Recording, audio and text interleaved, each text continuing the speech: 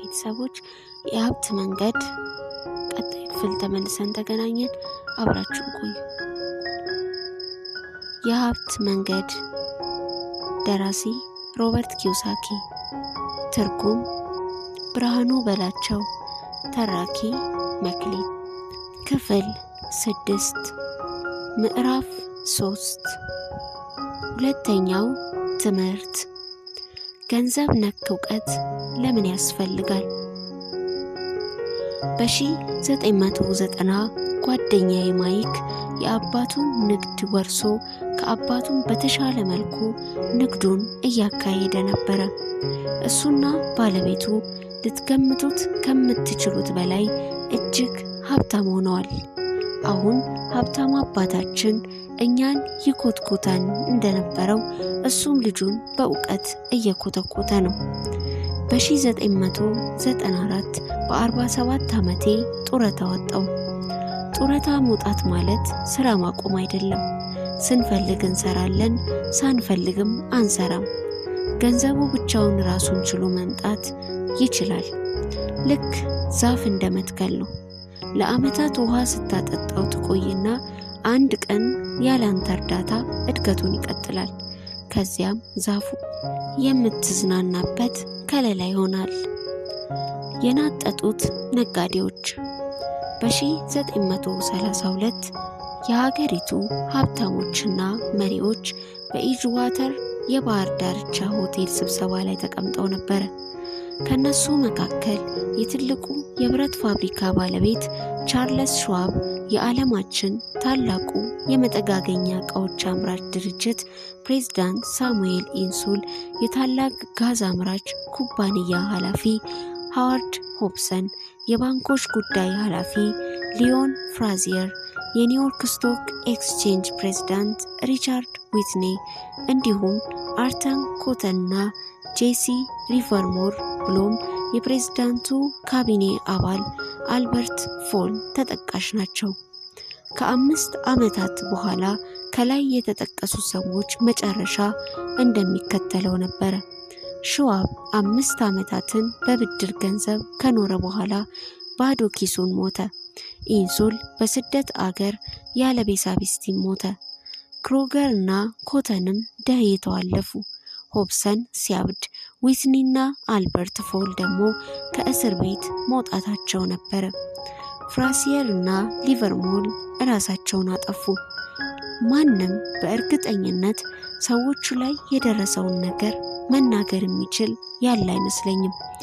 ጊዜውን ስናጤነው ግን 1923 ከታላቁ የኢኮኖሚ ድቀት 1929 5 ዓመታት በፊት በመሆኑ ምናልባትም የኢኮኖሚ ድቀቱ ሰለባ ሳይሆኑ እንዳልቀሩ ገምታለሁ።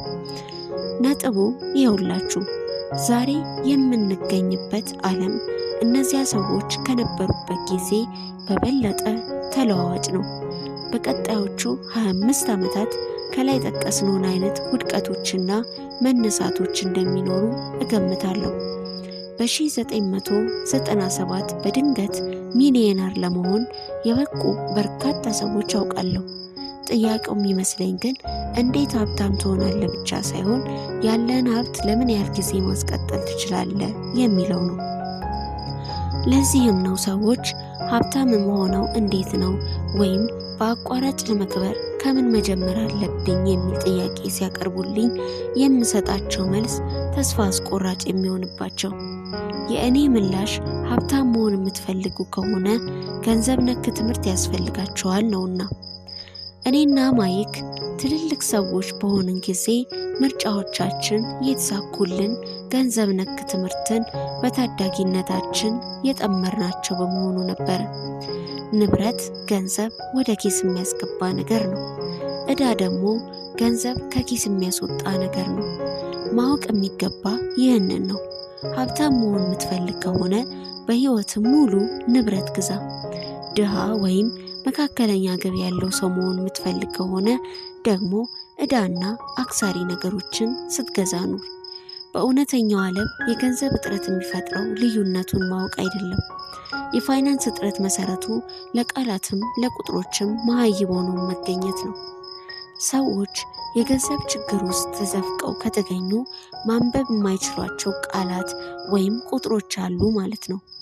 አንዳች የተምታታ ነገር አለ። ሀብታሞቹ ሀብታም የሆኑት በተለያዩ ዘርፎች ከገንዘብ እጥረት ከሚሰቃዩት በተሻለ የሚያውቁት ነገር ስላለ ነው። ስለዚህ ሀብታም መሆንና ሀብትንም ቀጣይነት ያለው ለማድረግ የምትሻ ከሆነ ስለ ገንዘብ ያለው ዕውቀት በቃላትም በቁጥሮችም ከፍ ያለ መሆን አለበት። በፋይናንሻል ሪፖርቶች ቁጥሮችን ማንበብ አጽመ ታሪክን እንደመፈለግ ነው። ጥሬ ገንዘብ ከየት ወዴት እንደሚፈስ የሚያሳየው ታሪክ ከአብዛኞቹ ቤተሰቦች የ80 ከመቶ ያህሉ የገንዘብ ታሪክ ለመሻሻል በርትቶ የመስራት ታሪክ ነው። ድሃ የሆኑት ገንዘብ ስለማያገኙ ሳይሆን በሚያገኙት ገንዘብ ንብረት በመግዛት ፋንታ ዕዳና ኪሳራ በመግዛት ሕይወታቸውን ስለሚገፉት ነው። ለምሳሌ የሚከተለው የድሃ ሰው የገንዘብ ፍሰትን የሚያመለክት ሂደት ነው። ገቢና ደሞዝ። ገቢ ላይ ወጪ አለ፣ ስራ አለ። ደሞዝ ላይ ታክስ፣ ምግብ፣ ኪራይ፣ ልብሶች፣ መዝናኛ፣ መጓጓዣ፣ ከዛ መጨረሻው ላይ ዕዳ። ቀጣዩ ደግሞ መካከለኛ ገቢ ያለው ሰው የገንዘብ ፍሰት ነው።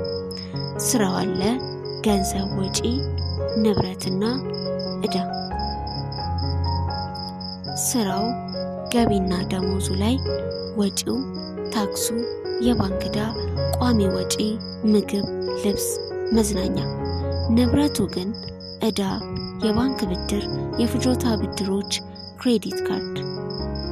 የቀጣዩ ደግሞ የሀብታም ሰው የገንዘብ ፍሰትን ያመለክታል። ገቢና ወጪው ንብረቱ ከትርፍ ክፍፍል፣ ወለድ፣ ከኪራይ ገቢ፣ ከባለቤትነት መብት። ወጪ የለም። ንብረቱ አክሲዮን፣ ቦንድ፣ ሰነዶች፣ ሪል ስቴት፣ የባለቤትነት መብት። ዕዳ የለም። ከላይ የተቀመጡት እነዚህ ዝርዝሮች በጣም ቀለው የተቀመጡ መሆናቸው ግልጽ ነው። ሁሉም ሰው የመኖሪያ ወጪዎች፣ የምግብ፣ መጠለያና ልብስ ግዴታዎች አሉበት። እነዚህ መስመሮች የሚያሳዩት በድሃ መካከለኛ ገቢ ባለውና በሀብታም ሰው ሕይወት ውስጥ ያለው የገንዘብ ፍሰት ምን እንደሚመስል ነው። ታሪኩን የሚናገረው የገንዘብ ፍሰቱ ነው። ሰዎች ያገኙትን ገንዘብ እንዴት እንደሚጠቀሙበት፣ እጃቸው ላይ ሲገባ ምን እንደሚያደርጉበት የሚያሳይ ነው። በአሜሪካ ቱጃሮች ታሪክ የጀመርኩበት ምክንያት በበርካቶች ዘንድ ያለውን የአመለካከት ግድፈት ለማሳየት ነው። ግድፈቱ ገንዘብ ሁሉንም ችግሮች ይፈታል ብሎ ማሰብ ነው። ለዚህ ነው ሰዎች በአቋራጭ ሀብታም የሚሆኑበትን መንገድ ሲጠይቁኝ የምሸማቀቀው። ብዙ ጊዜ የምሰማው ዕዳ ውስጥ ነኝ፣ ስለዚህ ተጨማሪ ገንዘብ ማግኘት አለብኝ የሚለውን ነው። እንደ እውነቱ ከሆነ ተጨማሪ ገንዘብ ችግሮችን አይፈታም፣ እንዲያውም ብዙ ጊዜ ያባብሳቸዋል። ገንዘብ ብዙ ጊዜ ሰውኛ ግድፈቶቻችንን ያጋልጣል። ገንዘብ የማናውቀውን ነገር እንድንመለከተው ያደርጋል።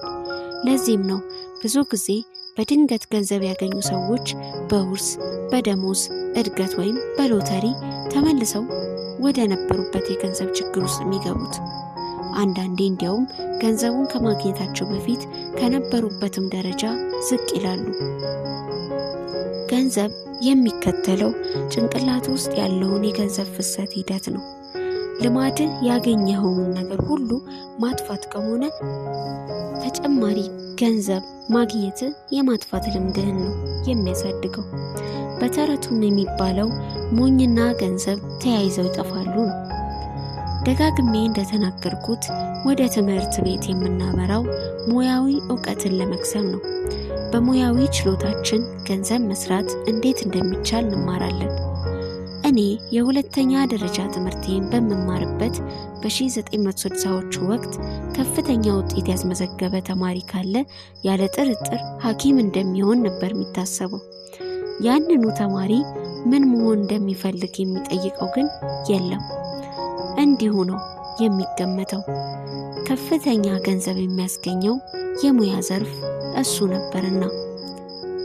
ዛሬ ግን ሐኪሞች ለጠላቴ እንኳን በማልመኘው አይነት የገንዘብ ችግር ውስጥ ናቸው። ዛሬ ሕፃናት መሆን የሚፈልጉት የቅርጫት ኳስ ኮከብ፣ እንደ ታይገር ውድስ የተሳካላቸው የጎልፍ ተጫዋች፣ የኮምፒውተር ልሂቆች፣ የፊልም ተዋናይ፣ ዘፋኝ፣ ሞዴል ወይም ነጋዴ ነው። ምክንያቱም ገንዘቡ፣ ዝናና ክብሩ ያሉት እነዚህ ስራዎች ዘንድ ነው።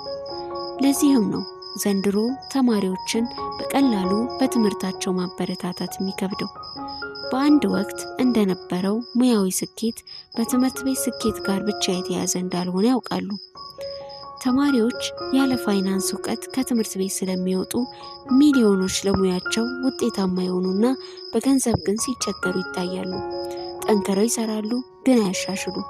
ትምህርታቸው የጎደለው ገንዘብ እንዴት ማግኘት እንደሚቻል ሳይሆን ካገኘው በኋላ እንዴት እንደምታጠፋው ነው።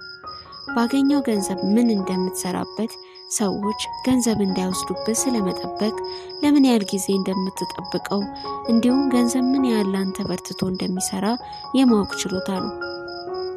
በርካቶች የገንዘብ ፍሰት ሂደትን ስለማይረዱት የገንዘብ ችግር ለምን እንደገጠማቸው ማብራራት አይችሉም። አንድ ሰው በጣም የተማረና በሙያው የተሳካለት ግን ደግሞ ምንም አይነት የገንዘብ እውቀት የሌለው ሊሆን ይችላል። እንደዚህ አይነት ሰዎች ከሚጠበቅባቸው በላይ ሲሰሩ ይኖራሉ። ምክንያቱም የተማሩት ጠንክሮ መስራት እንዴት እንደሚቻል እንጂ ገንዘብ ከነሱ እንዲሰራ ስለማድረግ አይደለም።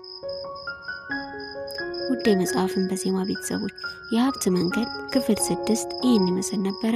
በቀጣይ ክፍል እስከምንገናኝ ላይክ፣ ሼር፣ ሰብስክራይብ በማድረግ ቤተሰብ ይሁኑ። ሰላም።